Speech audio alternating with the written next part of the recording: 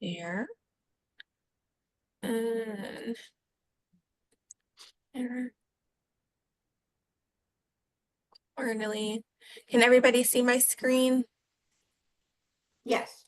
Okay, beautiful. Of course, it would be right in the middle of the presentation. So thank you everybody for joining us today. My name is Allie Bradley, and if Jen pops on, Jennifer Rosen, our volunteer programs manager, will also be joining us.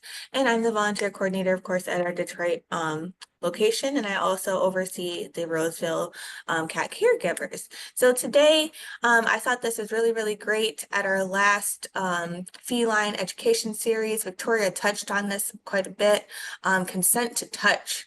I think it's really, really great to talk about that in the shelter environment to avoid any type of bite incidences from happening. And of course, we like to lower the stress levels whenever possible. So want to get into that a little bit. So with that, we'll get into the presentation. So, sorry, I gotta move these things around a little bit. So our objectives for today, and that's Felicia Matta right there in one of our colony rooms, socializing with a kitty that loves neck scratches. So our objectives for today is, should I attempt to socialize with this cat? What is consent and why is it important? Initiating a greeting, and then also our whether or not you believe or the cat is presenting, whether or not the cat can be brought into the interaction room with further interaction. And then at the end, we're going to have some time for questions and answers. All right. So first question is, should I socialize with this cat? So that's even before you even open up the cage doors or any of that. Of course, you're going to want to read the paperwork and see what's going on with the cat. But also you want to look at the cat's temperament and behavior that is presenting. So is the cat fearful? Is it hiding inside of its hide? Is it feigning sleep when you approach? Say it's like looking at you and then you come right in front of its space and it acts like it's sleeping. Is the cat really energetic and moving across the bars really, really fast, back and forth, back and forth, back and forth? That could be a sign of a very friendly cat, but also it could be a sign of overstimulation. So another sign is the cat not really so happy that you've come into its space? Is it hissing at you and swatting at you and lunging at the bars? Is it growling? That's more so going to be definitely in the back cat area because that's where the cats are not as assessed, right? Not so much in the front, but that could happen. The cat might not be having such a good day, right? Might have gotten a immunization or such. Could have had some type of medication that was administered to them, and they're like, nope, I am not having the time of my life at the moment. I'm going to tell you about it. So that could happen, right? So every day is a new day. So you want to assess that as such. I already discussed reading the paperwork for more information. So definitely for the cats in the front, we do have waivers. So especially if they have any type of like medical issues that they've shown in the shelter or any type of behavioral issues that are presenting. So of course, shy, fearful is one of the behavior things. Overstimulation is definitely one of them. And then definitely if the cat is like, shut down or whatnot, it might take a little bit of extra time to warm up. We'll definitely mention that in their paperwork as well. So the cat might present fearful at first, and then as you just spend a little extra time in front, they'll be presenting more friendly. So that we'll also mention that in their paperwork. And then, of course, if you're like, I don't know, you can always ask questions to the staff members. They're always going to know a little bit more information.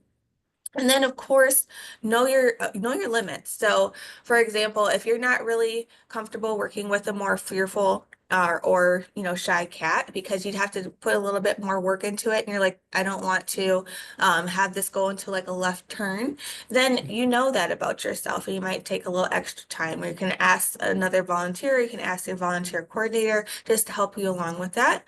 If you know that you are not comfortable working with a overstimulated cat, for instance, not sure how to really address it or what things that you can do to try to avoid any type of potential injury from happening, then you know your limits. Also, definitely you want to trust your gut. I always say this because that's if you feel like something is not right, or it's off-putting with the particular cat that you are viewing or such, I would always listen to that. That's your internal clock telling you that something's not right. Like I said, it could just be for the day. You might have worked with Sparky one day, and then the next day he's not really presenting well, and you're like, I don't know. I would always trust that. It's going to steer you in the right direction. Can I add something, Allie? Yes. Oh, hi, I Jen. made it. I made it on. Sorry, I'm a few minutes late. I just wanted to share sometimes you don't know your limits because you haven't come across something before. I think Oh, that's that's really good too. important to point out is, if you haven't come across something before, it's best to use caution. Take your time. Don't feel like you got to put your superhero cape on and just dive right in. It's going to be okay to take a pause, to ask a question. Maybe you start doing something and then the cat starts presenting a behavior that you're unfamiliar with. Just slowly back out of there, close the cage. Doesn't mean you have to be completely done, but go grab someone else. Is there another volunteer around that's maybe been around the block a few times that you can ask some questions to if they're not sure? Is there a staff member nearby?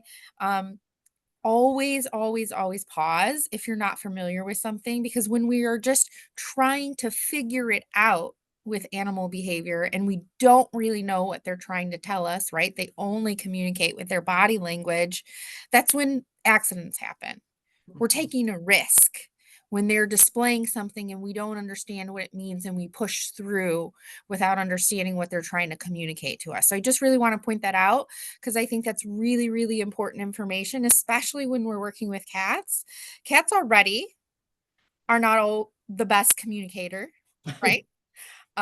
They can be very opinionated little beings and creatures, which is one of the reasons us cat lovers love them.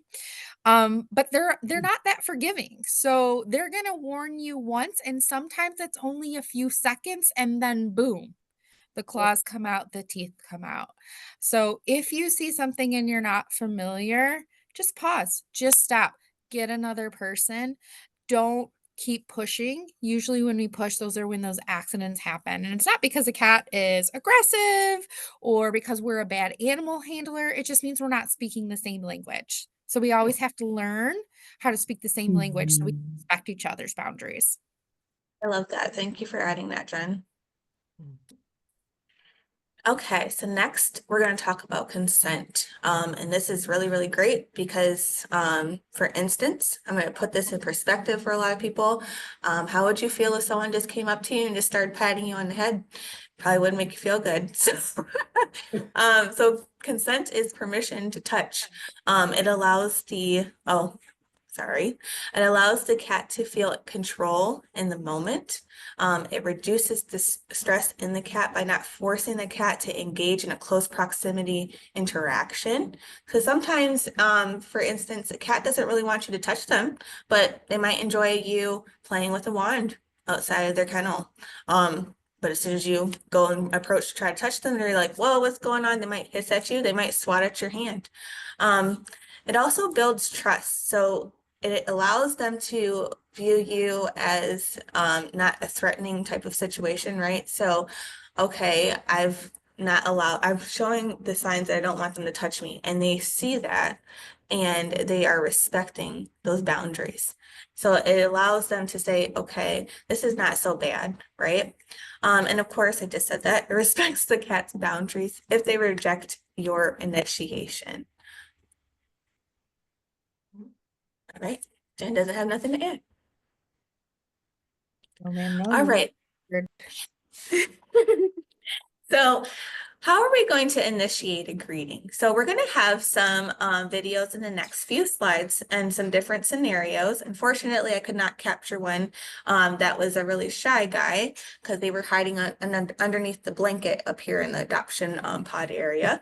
But basically, you want to really approach slowly. So I always try to talk to them outside of the kennel first and see how that goes.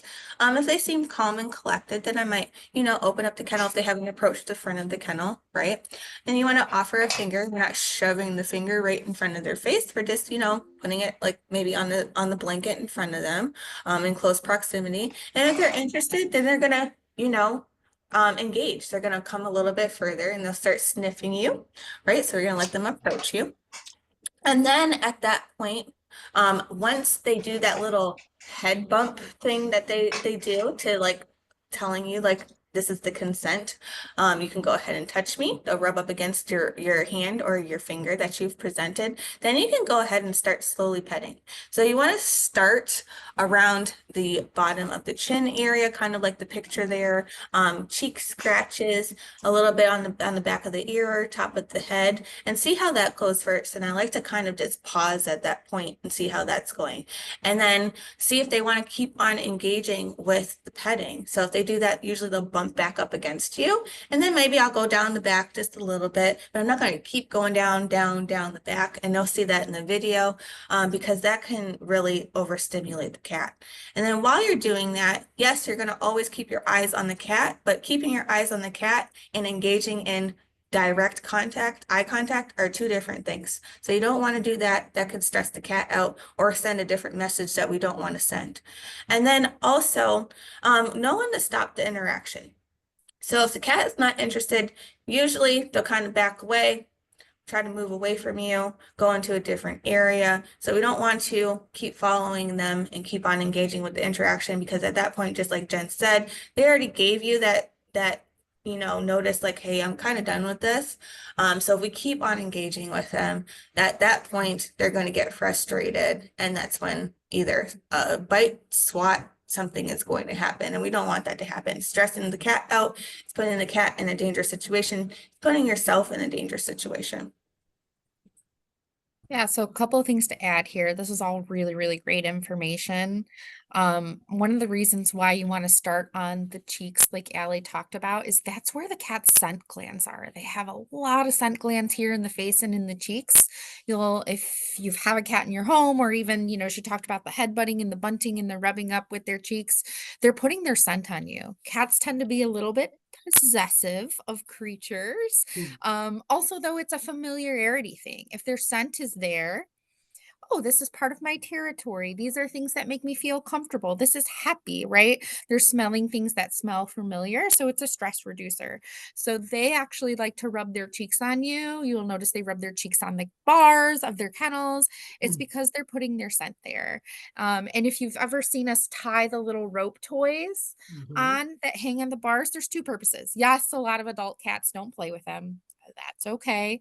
It's still a place that they rub or it lays in their cage, and we call it's like a scent soaker is another term for it. It's a fabric material. It can get full of their scent and their pheromones. They, rub on there, and that little piece, that little tied braided rope fleece can go with them from the back of the shelter to the front of the shelter. It can go with them from the shelter to Roseville PetSmart or wherever. And even if they don't have one, it's a great thing for volunteers to do, to just tie one of those on theirs. Because even if their blanket gets yucky and messy, that braided rope fleece that's hanging, right, it's a little bit more protected. It can stay with them and travel. So it can last a little bit longer, even when we might have to change a blanket. So just wanted to mention that's why cats really love that particular place. And it's a good place to start, is because their scent glands are there and it starts making them a little bit more comfortable right off the bat. So what about the one finger approach when that doesn't work? And Allie, you can stop me if you have this later in the presentation. No? Okay. So, a finger approach is great, and I don't go into their space. First I start at the cage bars and do a little wiggling there and see if they'll come to me. Usually I do it through closed cage, see if they'll come and sniff my fingers. If they do, then I am letting them rub on the bars and I'm reading their body language, watching their pupils. Are their pupils getting really big and dilating? That's usually a sign of overstimulation. So I might want to do a wand toy instead of fingers there. But if they're coming up and they're rubbing and they're feeling pretty happy, not a lot of stress signals increasing, they're actually relaxing, then I open the bars. Usually it makes that awful noise. So I give a little bit of break for their body to recalibrate that from that scary sound. And then again, I offer the finger, but I don't go to them. I let them come to my finger. And I think we're going to see this in Allie's video. But what if they won't come to your finger? You can use a pen. I like to call it, in the old days when I worked at the shelter, I call it a pen test. We'd often put that there because our scent again is on the pen. we're touching it with our hands. But we don't, it's a little bit more space from my scary hand. So you can use a pen, you can use a cat wand, a rope toy. You can put those in and just wiggle it a little bit, or just hold it still to see if the cat will come and sniff that. And usually they will. So it's like a little bit of a buffer, some more space from the scary human, prevents a slower introduction. And usually if they're sniffing the pen and they're kind of liking what they're smelling, they're going to come forward a little bit more. If not, they're going to back away or not even approach your pen. So just another little tip I like to point out, because when we're working with some of those shy fries that have just moved up to the adoption floor, or if we're talking with some of our level 2 volunteers who might be on or watching this later, we know those kitties who are new and they just need a little bit more time. And that's one of the ways that we can still engage with them, but not go all the way and create too much stress. It's, what's the word I'm looking for here? Low pressure. It's more of a low pressure greeting. Yeah. Thank you for adding that, Jen. Yeah. Okay, we're gonna watch this. I thought about spray bribery.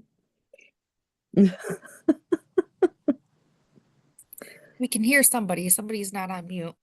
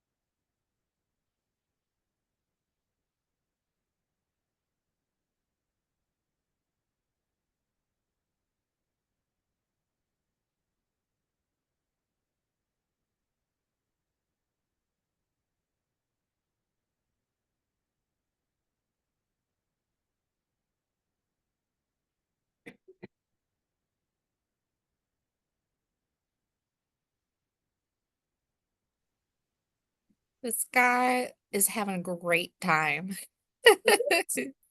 And also, you see him. Oh, Jen, talk. You want me to talk? Are you freezing, Allie? Oh, I was letting you talk in the video. I left the audio in there. So as you can see, this cat was loving it. I went in slow. We were talking a little bit before I even opened up the kennel doors, and he seemed like he wanted to have some interaction. So that's where the take your time comes into play. And I went really slow, as you noticed. I tried to open up that latch as slowly as possible, because it can get loud if you just carelessly open it. It can be really like a clanging, banging sound. I'm also not having any type of quick movements, and I'm allowing him, excuse me, to lead the interaction. So I'm just going very slow. I'm doing what he would like me to do. I'm taking pausing moments and breaks to see if he wants to continue engaging with me. Also, too, if you notice, he's kind of like flipping off on his stomach and stuff. That does not mean that he wants me to go in and pet his belly. So I just want to mention that. He's just trying to look cute as well, too. He's kind of leaning over and falling out of the cage. So you just want to keep in mind, too, with that, just keeping the cat contained. But also, he's remaining laying down. So that's also telling me that he's not really wanting to come out of the kennel necessarily. So we're just going to go ahead and just hang out inside the kennel. In the next couple videos that you're going to see, there's going to be a cat that we did similarly the same thing, but he's really showing us that he wants to come out of the kennel. Let Jen add anything that she'd like. Allie, just so you know, we can't hear the audio Oh, the from the audio? videos over. Yeah, so if it's helpful, I can talk through what we're seeing since it's actually playing on your end. And I know it's Oh, hard to like listen, like have that going while you're trying to talk. Okay, yeah, that would be great.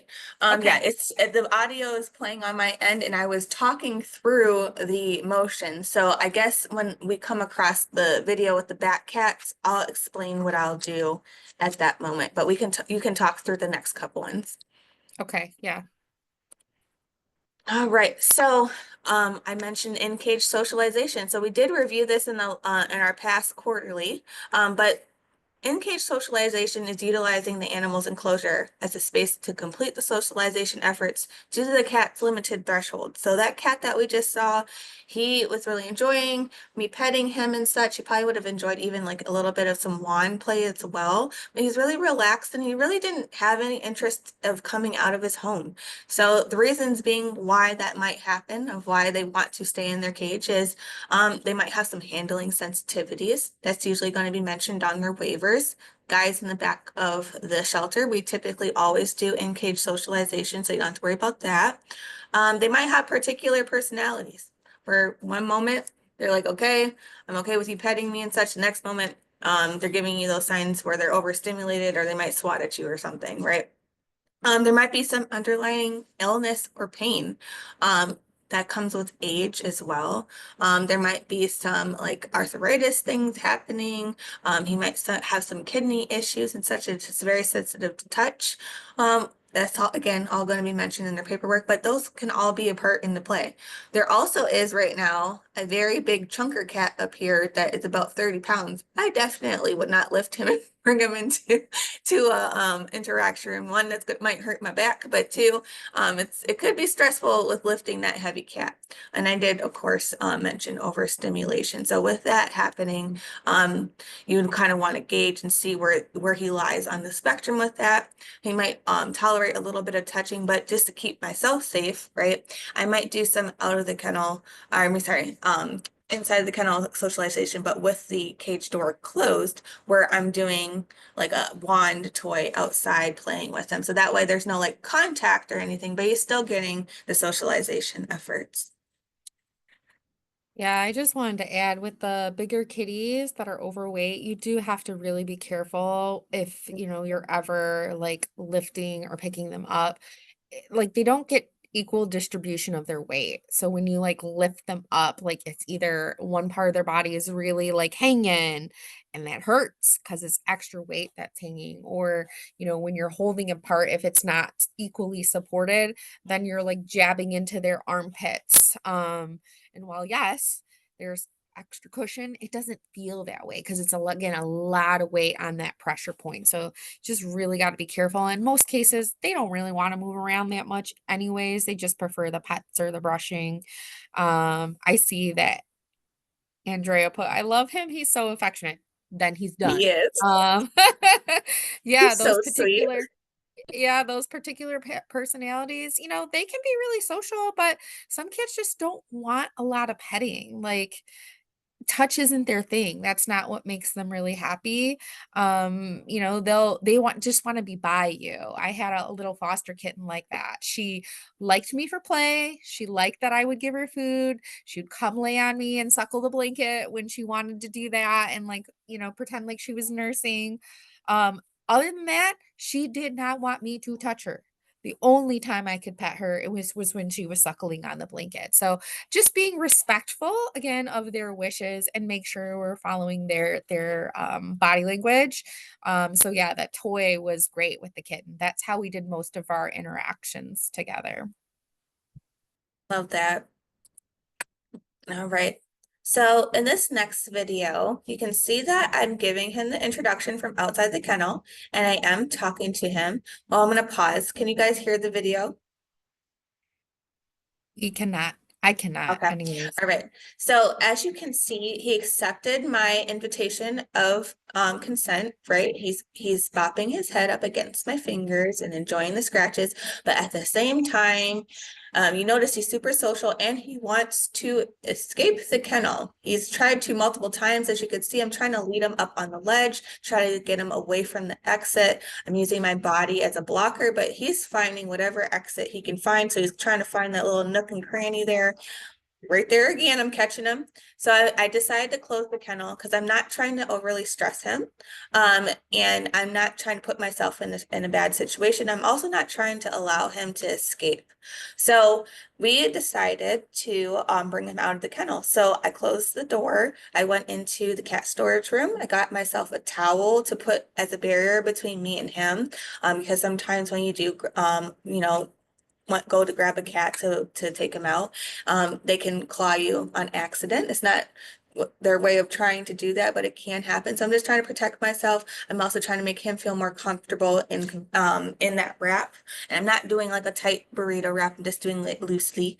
And then you want to go out in this next video into the next room as fast as possible. So before I grabbed him out as well, we made sure that that external room was closed just in case he got past me, which can happen. And then we went directly into the interaction room. The reason why is because, of course, there's other cats in the room. We don't want him to have an interaction between the cats and get either scared or frustrated because he's seen another cat, because that can happen.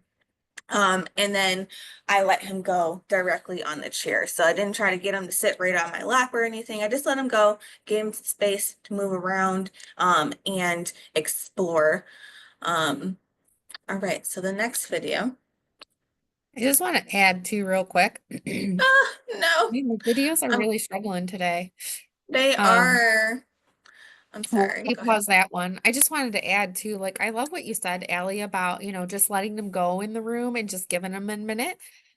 We'd often do that with the dogs too. Anytime our behavior team does any assessments, that's what we do. It's really important for them to kind of have that decompress moment, especially for cats that travel. That guy, while he wanted out, I'm gonna be honest, I don't know that he was the biggest fan of being picked up and moved. Like he would have preferred to do that action on his own, but of course we can't actually allow that for safety reasons in the shelter. So he was a little grumpy when we picked him up. He was better going in than coming out for sure. But that is just like a little decompression. Let him get in, let him sniff around. You can start with a toy first. Don't go right into touch. Because if they're feeling any sort of way, they're just a little agitated, as cats do get from being handled. Some of them do not like to be handled. We call it like an overhandling sensitivity. It just gives them that moment. So I think that's really, really great advice. And even if you have a social kitty, I still think just giving them a minute to be like, they don't really get to explore in their kennel, right? So if they're really interested in going out, that's great. They're brave. That means they're pretty well coped to the shelter environment at this point. So we're giving them some extra enrichment because they can always get touch from people in their kennel, but they can't get those extra explores or those, sniffs, and it's hard to do a wand and let them fully extend. So if we can get this video to work, you're going to see how we kind of like started our time with this guy. Geez, I'm so sorry. And, do you want to try, Ellie, to see if you can reload the video, or do we want to skip it like you did the other day when we had our error? It's up to you. It's a lot to maneuver. Most of the It's people not. watching currently with us live, I think, know the drill. Yeah. Well, I will just explain what Jen is doing. Jen's got a wand toy, and he's not really wanting to have our touch, right? He's not really accepting of it in the room. So we decided to just let him get off some steam. So Jen's playing the wand like sequence game with him, the stalk, the capture, and the kill sequence. So you want to let them capture the little item. It might be like some like the little feathers or some bells on it or such. So they're chasing that, and then they want to let them capture it, and then they kill it, right? So that's just letting off the steam, letting them decompress. We tried to use some vertical space. He really was not accepting of getting up on the chair that's located in the room. We tried to get him up on the ledge that we just installed in both of the rooms. He was like, nope, I'm not doing that, which is fine. Want to respect his wishes. So we played a little bit. We played that sequence a couple times, but other things that you can use inside of that room are bubbles. You can play with those. Just make sure that you're not creating a slick floor because it does have that solution, right? You can also use those single-use paper wands that's going to be specific for that cat. We have done a video in the past, quarterlies. I could send that over that actually breaks it down and shows you how to do that. And then, of course, like I said, trying to use that vertical space. So cats like to jump and climb and such. So just allowing them to do that outside of their kennel, if they're accepting of it, is really, really great. It's a great tool to utilize. I'm really glad and happy that we were able to get oh my gosh, those things that we can install in there. Vertical I'm happy. perches. Yeah, the Yes, the window purchase. perches, Thank you. suction cups. Since our video isn't working, do you mind, Allie, if I open and we have a small group attending, do you mind if I ask a question to the group and allow them to come off mute if they want to? Sure. Let's go ahead and do that. Okay, so I think that there are different types of players and play styles, and I'm wondering if you guys, anybody who's attending with us today, has experienced that. What's been your experience with getting kitties into the playroom? Does everybody like go goo goo gaga or the wand, or do you have some cats who are just like, nah, no thanks? Anybody want to share? Don't be shy, you guys are experts. Generally, when they go in, I just let them explore for about 5 minutes. Let them come up to me. And if they are staying away, that's fine. I don't push them to come up to me. It would be nice, and with everything you've been saying about, like the back of the hand, the finger, whatever, to get them to do some of that. Some cats have no idea about, like you were talking about the bubbles and the wand toys. Some cats, for whatever reason, have never played. So because they haven't, they don't know what to do in some of these situations. So you just have to give them space and let them come out of their shell. For sharing that. I also have some volunteers too. I'm glad that you mentioned that. I have volunteers too if they want to come out of the kennel, or even if they want to stay inside of the kennel, where they'll read to them and just practice like listening to a human's voice. So I'm really glad that you mentioned that. Is music, I notice we've been putting music in some of the rows. Does that seem to help or not? So definitely after they get done cleaning, the staff, they put the music on, and yeah, every single cat, especially when I go in the back cat area, they're all sleeping. So I think it does make a difference with the decompression levels. Yes. Andrea Unfortunately- added, Oh, Oh, I'm sorry. Unfortunately for me, with going to Petco, I'm not able to take the animals out to play with. So I have to basically just play with them in the cage. When I go to PetSmart, we have that room where we can close the door. So you always take the kittens out while you clean their cages, so you're able to play with them. But I'm not able to do it at Petco. So so I got a tip for you, Carol, because I know that can feel like, oh man, missed opportunity. But yeah. sometimes you can get some really good play and stimulation going in the kennel as well, some in-kennel enrichment. Have you ever seen our videos where we make the wands out of newspaper, the cat wands out of No. newspaper? No. Okay, we'll have to send a link to that. But Okay. basically, you take newspaper and you shred on the spine, just halfway, all the way down the sheet, and then you roll it. So it makes like fringes on the end, and Oh. it's a stick in your hand. And you can move that around the cage bars. And so the reason why I asked the question about, are you seeing cats play? Or are you seeing them not when you take them out? Same thing. Are you seeing them play when they're in their cage versus are you not? Some of them, yes, they're too scared. They're not ready for that. But cats are natural hunters. So sometimes, even though they don't want touch, they can be stimulated visually. And so, even if they aren't attacking that wand, if they are watching, we are enriching them. We're bringing out some of their natural behaviors, and natural behaviors are helpful. That reduces stress, right? They're just acting like a normal kitty. So if you are just moving the wand all over the place and the cats aren't really following it, it's because prey doesn't necessarily move that way. Think about a mouse. They're a little bit sporadic.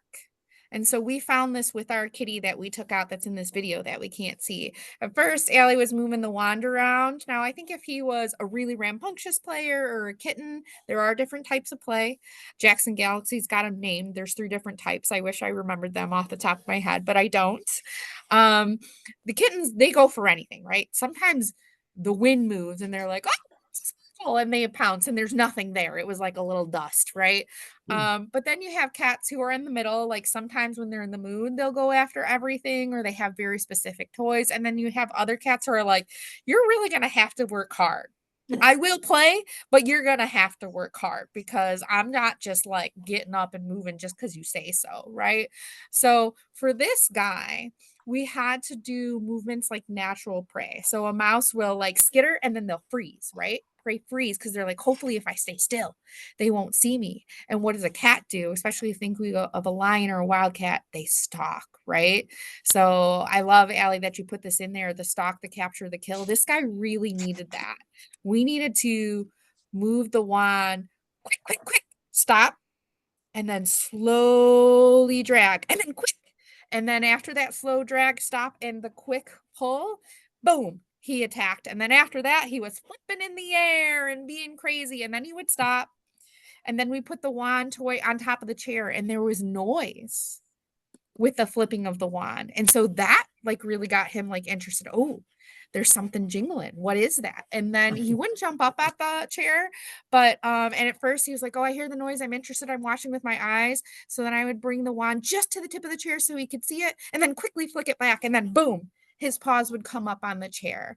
So you do have to like change up the movements of the wand. You want fast and slow and pauses.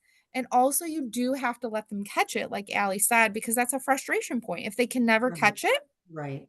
that's why there's some research coming up about like, are laser pointers actually that good for cats? And some people say no, because it can actually cause like impulsive behavior or frustration because it's the dot that keeps moving, but they can, no matter how hard they try, they can never get it. So Mhm. you do, I'm not saying that I'm against lasers. I still think there's some value to it, but I don't think you should let the cat go until they drop. That's kind of like a ball that a dog that would keep playing ball over and over again until they start limping. So we don't want to do that. I do think the wand toys, and again, you can try feather. Some cats Yes. really like the crinkly noises that toys make. Some cats love to sink their teeth in stuff. So like a big stuffy at the end that's hanging on it. I know we don't have that many options at the shelter, but Carol, like I said, those newspaper wands Yeah. tend to always work. And Okay. if not, you can always dip the ends a little bit in that catnip. Oh, that'll get most cats going. And Okay. then you can slowly brush and quick movements. Slowly brush, quick movements. And don't forget those pauses in there. And a lot of times, since they're not always engaging with it, I can go from cage to cage. And I'll notice that the cat on the bottom is watching what I'm doing up here on top. So you can enrich multiple cats at once without even opening cage bars with wands. And the great thing about newspaper, again, if we don't have cat wands, is you throw them away and you can make new ones. They're really, you don't have to worry about sanitizing them. Sometimes the cat ones tend to get broken. The newspaper, it doesn't matter, right? And it also makes a noise. So I find that a lot of cats really like that too. And I let them bite on it sometimes, and the newspaper's not gonna, hurt them. And if they bite on it, I can easily make a new one. So just wanted to add some of those in there for play. So great great points, guys. Thanks for answering the question. And Allie, I won't hold this up anymore. I'll let us go on to the next slide. Jenna's the cat fanatic, and I You love can it. tell I love cats. Yes, cat Yeah. fanatic. So this video right here, I'm in the back here.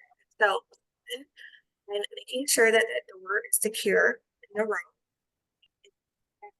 Actually come out of there. That's to walking in here.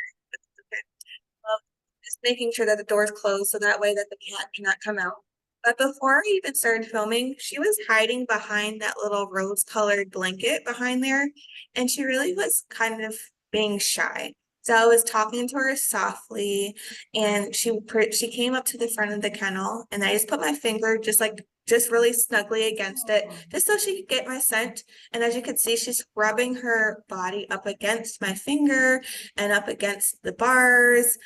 So at that point, I felt like she was comfortable enough for me to open the kennel door. So I did so very slowly, trying to make as little noise as possible.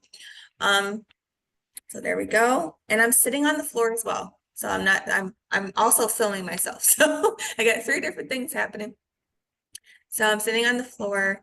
She's kind of peeking out. I'm presented my hand. She's bumping up against it. I'm rubbing her cheeks. I might go around her neck a little bit, pausing, seeing if she wants me to do it some more. And then I'm also using my hand as a blocker because she's also trying to get out, just like that past cat did. But unfortunately, in the back cat area, there's not anywhere that we can bring them into. So we do have to complete in-cage interactions. All right. So with this too, since we don't have any waivers with the cat's back there, as we do with adoptions, you ask questions if you need some more information about the cat. There she goes. She's still trying to escape. But always ask questions if you're ever unsure, because we don't have as much hanging information as possible.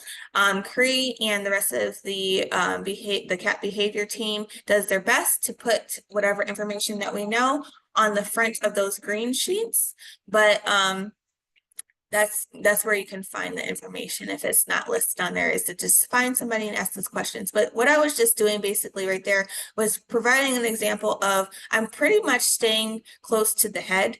I might stroke her maybe 1 or 2 times, but I'm not continuously stroking her. That's what I was trying to paint an example, because I was talking through this, and I'm sorry that you guys couldn't hear it. But I'm not trying to overly stroke her. And as you can see, I'm taking lots and lots of breaks in between and allowing her to show me like, okay, I still want to be pet. I still want to be pet. And then just backing off a little bit. And then as she kind of just kept on trying to escape, I noticed like, okay, she really wants to come out of this kennel. She might not be too much interested in continuing me continuously petting or whatnot. So at that point, I just kind of just backed away. And then I went and got her some treats, and I spoiled her with that. So that's kind of how an interaction would go in the back cat area. So I'm just going to add something here. Again, going to challenge our attendees. Why is it important to take those breaks from petting, and why are we focusing more on the face than the full body pets?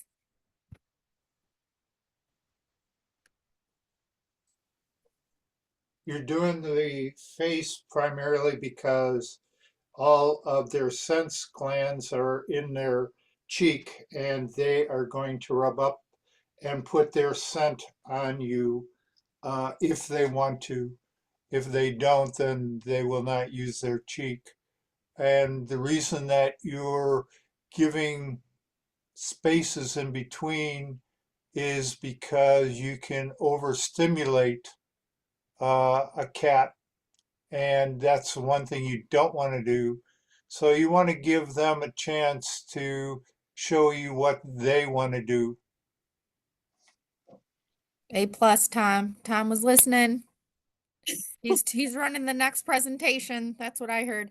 Andrea also put overstimulation in the chat. Yeah, it's exactly it. And the full body pets, that's a lot of pressure on the body, and it goes all the way down, right?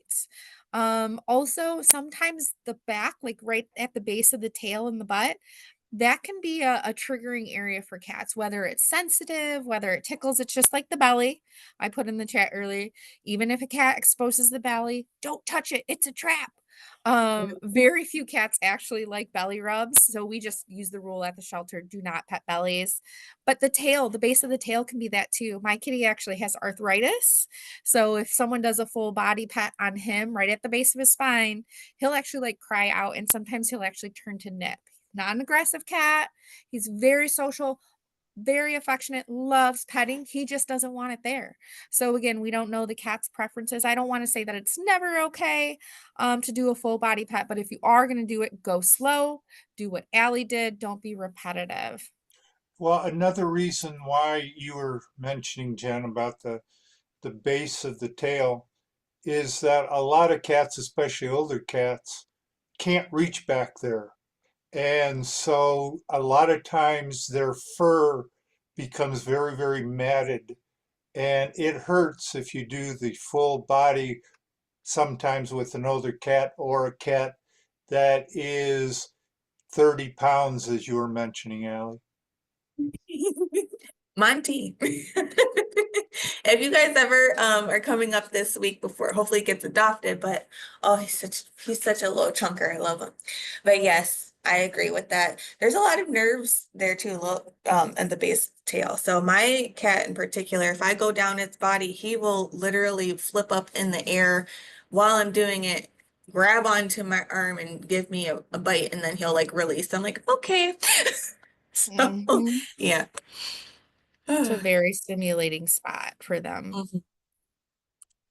Okay, so key takeaways. I love that this little cat's thinking about fishies, but read the signage. It always gives great information. In the back cat area, we don't have those waivers like we do in the adoption pods areas. So pay attention to those green sheets. They'll usually list a couple bullet points of the cat in particular. We also have the cat behavior book in the back cat area that has adoptable cats and cats in the back cat area that just need a little extra TLC, and it gives lots of information of what they may need to help them cope within the shelter environment. So that's another place that you can get information. And of course, if you just need some additional information, always ask the staff member. You can ask me or the volunteer coordinator that's on site as well. And then check in with you to see what you are comfortable with. If the cat is presenting something that you're not comfortable with, or he's acting a little bit wild and overstimulated, and you're like, I'm not comfortable with doing that, don't engage. Take things slow and wait for consent before touching. That's always the best way to go. Because even with that cat that we just saw this past slide, she was friendly and engaging, but she also was shy, and I knew that. So I wanted to take things really slow with her and go at her own pace. I didn't want to push her past her threshold because I didn't want her to be even more fearful. I'm not trying to do that. I'm trying to make her more comfortable with engaging with me, not the opposite. And then not all cats want to come out of the kennel. And also, with that being said, not all cats want to be touched. And I already said this, not sure, ask questions. Okay. Thank you, Allie. This is fabulous. Well, thank you everybody for joining us. It's always a pleasure. And I thank each and every volunteer who comes to socialize with their kitties. They love it. They adore it. Again, even if you're just coming to just read or talk in the room, it's really engaging and enriching for them to do so. So thank you everybody who does that. All Low right. I'm pressure gonna way, reading and just sitting in the room with them, hearing us go by. I mean, we Yeah. can't, I mean, it seems Uh-oh. Jen, you're frozen. Oh, Jen give her is a couple playing the seconds. game called Statue. She is. Oh my goodness. Does anybody want to add anything? Find the Jen. I love Andrea. She's frozen. I hope her phone didn't or her laptop didn't die. But yes, Jen is definitely a cat fanatic. as I am of dogs, but she's just so great. So if you ever have any questions, Cree is really awesome here. Stephanie Miller's also really awesome with cat behavior. Rosemary Jordan, she goes by Rose. She's really great with the cats. And you can also visit the cat binder here at the Detroit location, and it'll list all the cats that just need some extra TLC. It'll also give them things that they like, things that they don't like that you can extend to the cats during your socialization period. So I'll send over that video for the frayed cat wands that Jen was talking about, so you guys can see that. That is one of our quarterlies that involved that, and we did have some technical difficulties with that as well, so I do apologize. These videos are really great to actually see it firsthand, but sometimes it's hard to get them to play right when they're with the Canva presentation. So thank you for being patient with us. Alrighty, well, if that's all, I just want to add one more thing. When go you're ahead. making those little paper wands and all that, Mhm. just don't use the Wall Street Journal. Cats hate that. All right, Tom, we got you. All right, well, thank you so much for attending, everybody. I'll send this you. video along with some other attachments later on this afternoon. Thank you. Thank you. Thank you. Thank you.